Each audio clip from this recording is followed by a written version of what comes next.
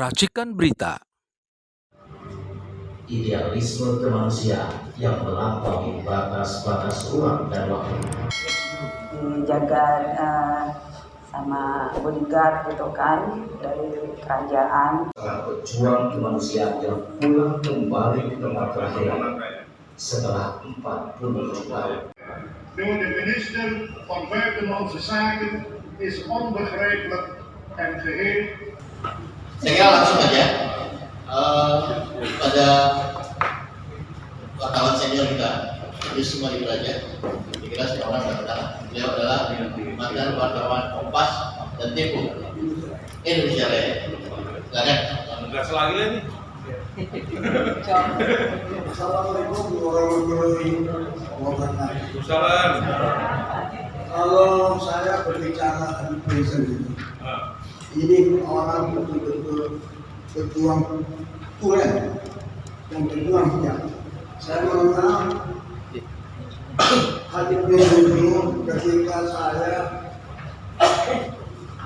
menjadi wartawan Indonesia Raya, kemudian dia sering sebulan sekali atau 2 bulan sekali mengadakan diskusi di rumahnya Pak Muttalib di Jalan Bonang 17. Di situ saya lihat bagaimana kelas beliau. Kedua, ketika saya keluar dari harian Kompas dan tidak ada satupun yang menampung saya.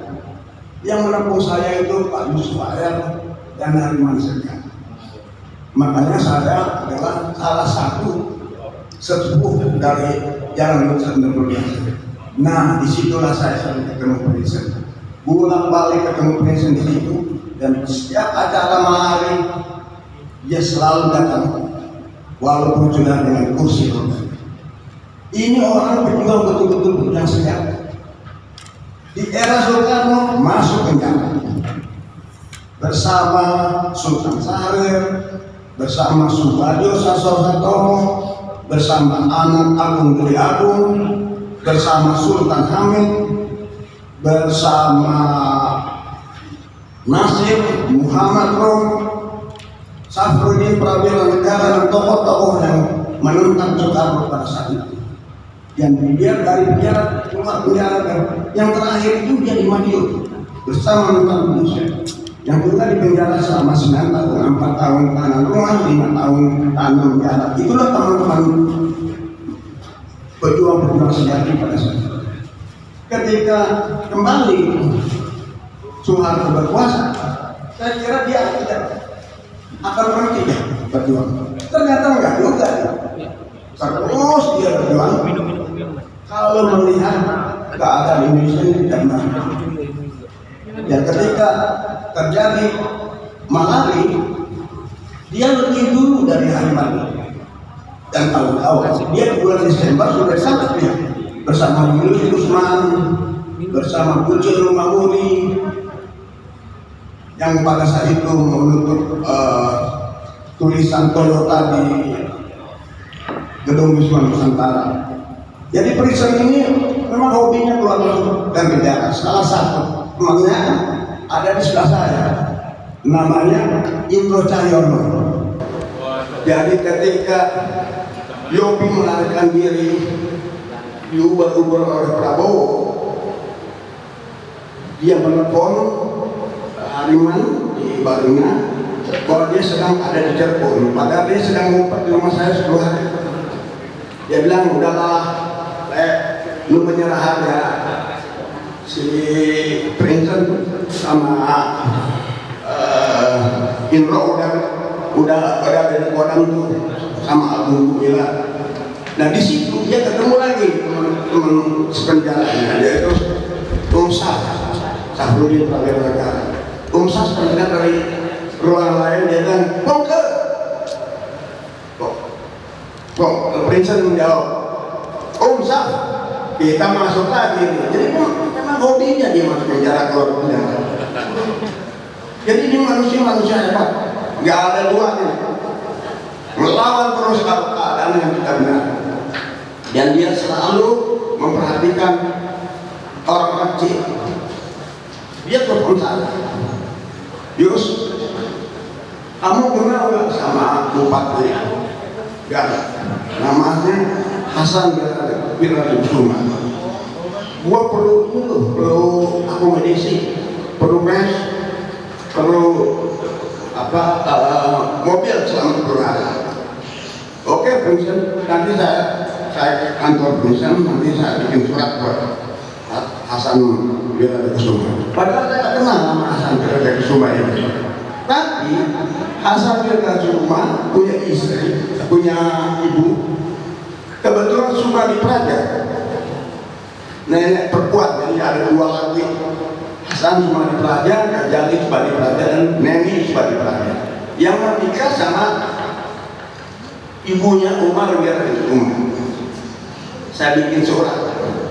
Saya bilang, Kang Hasan, saya Yusuf Praja, putranya Besar Mahmud, mau minta akomodasi untuk Haji Prinsen 10 hari di sana, rumah dan sebagainya.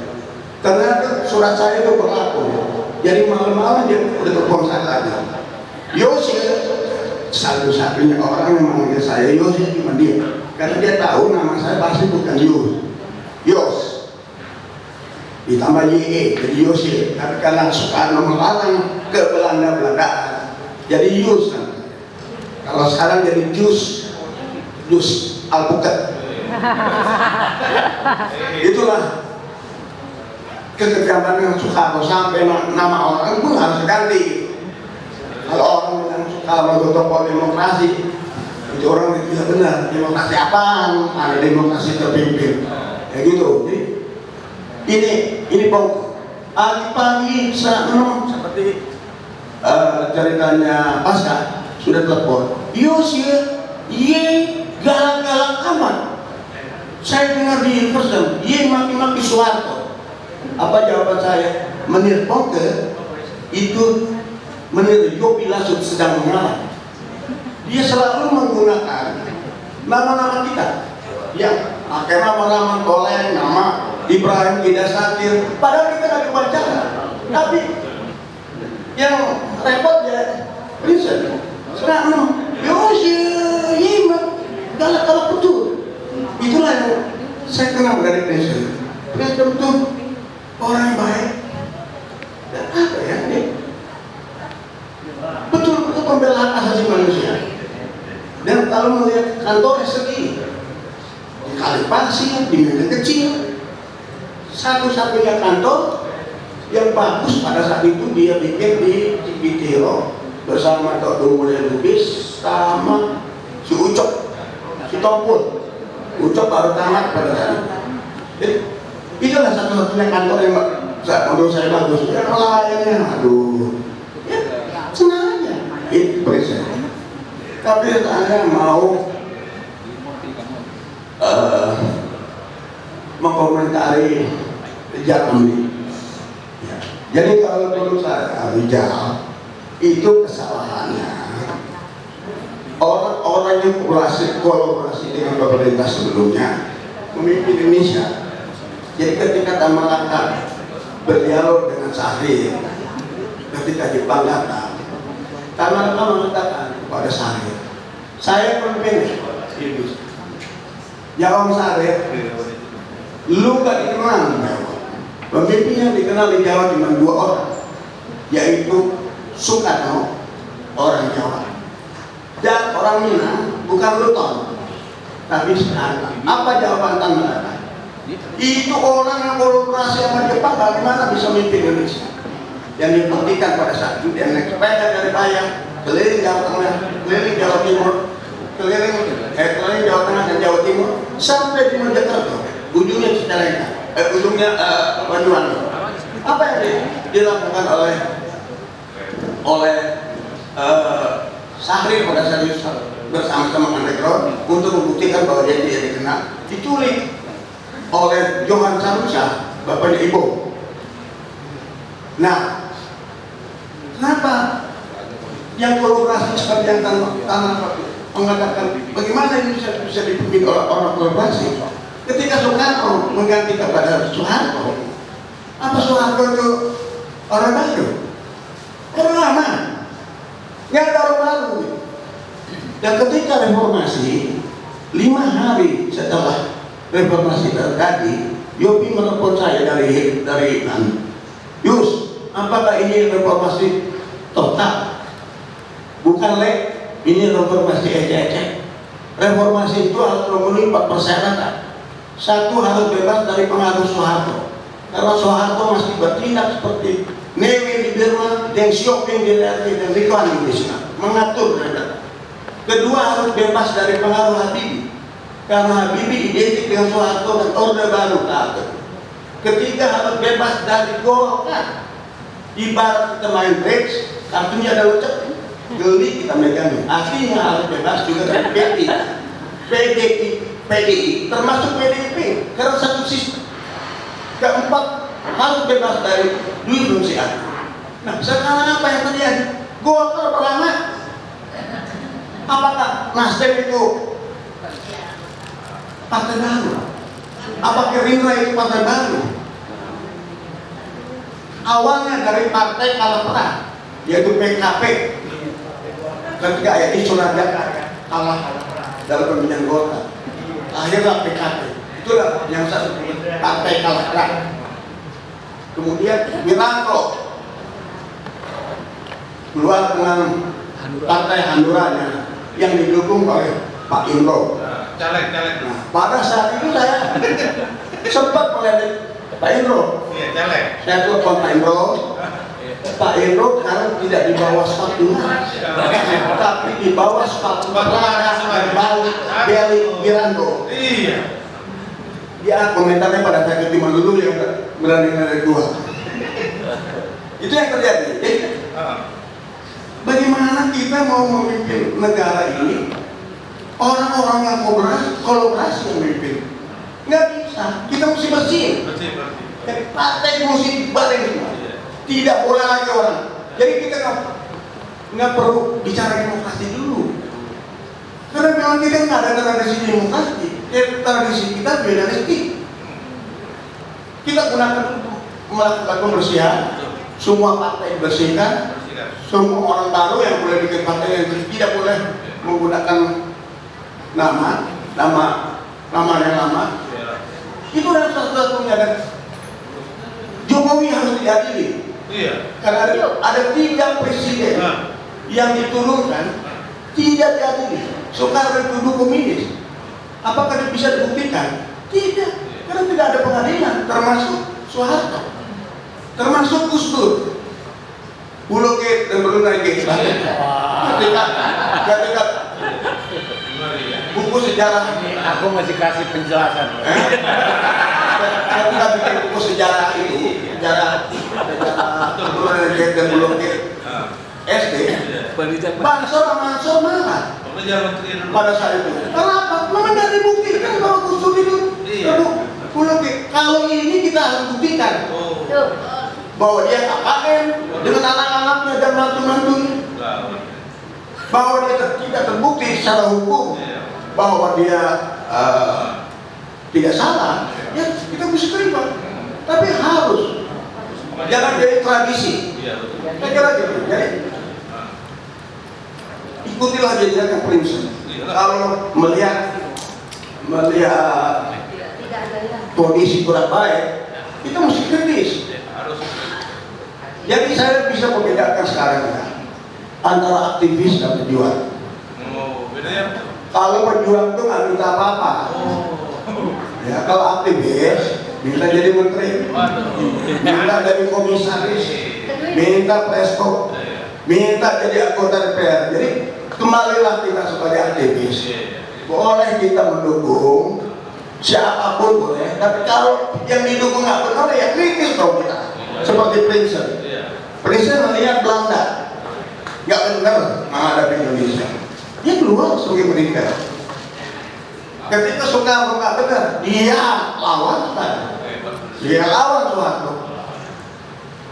Jejak ini yang harus kita ikuti sebagai aktivis.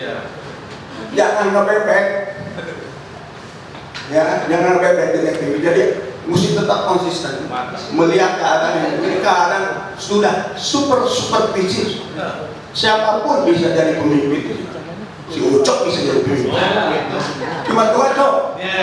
Syaratnya diterima rakyat atau ditembak sama tentara. Kalau dikasih kesempatan sipil untuk memimpin republik ini, awut-awutan kayak begini. Siapa yang membuat ditembak Cok? Saya kira itu aja pesan saya. Ikutilah jejak Presiden, tetap konsisten, memiliki integritas. Sekarang pemimpinan sekarang niatnya pertama dia tidak punya leadership, kedua dia tidak punya integritas, ketiga dia nggak punya dignity, keempat dia nggak tulus, kelima dia nggak jujur, dan keenam nggak ikhlas. Jadi kita harus mencari pemimpin yang betul-betul jujur, tulus, ikhlas untuk rakyat. Ikutilah jejak Presiden. Kalau melihat keadaan yang benar, yang didukung, pergi, jauhi rezim otoriter norak yang menangkap dengan undang-undang ITE. Korbannya siapa? Tunggu, Sakanda. Itu udah ngomong dulu Ibu Nasrim tanggal 21 Mei 2018. Ini rezim otoriter norak. Di situ sudah ditangkap Ahmad Dhani pada saat itu dengan undang-undang ITE. Ini istilah bagus nih, otoriter norak. Otoriter norak ini rezim otoriter norak. Judul-judulnya tuh. Jadi maksud saya Bagus. kita punya contoh-contoh pejuang. Otoriter norak. Mantap. Salah satu Haji Presiden. Mantap ya. Di luar Haji Presiden ada Mutar Lubis, ada Tiuk Subadio, ada Muhammad Rum, ada Safruddin Pradana Negara, Nasir. Kenapa kita nggak bisa ikutin sebagai aktivis jejak-jejak mereka?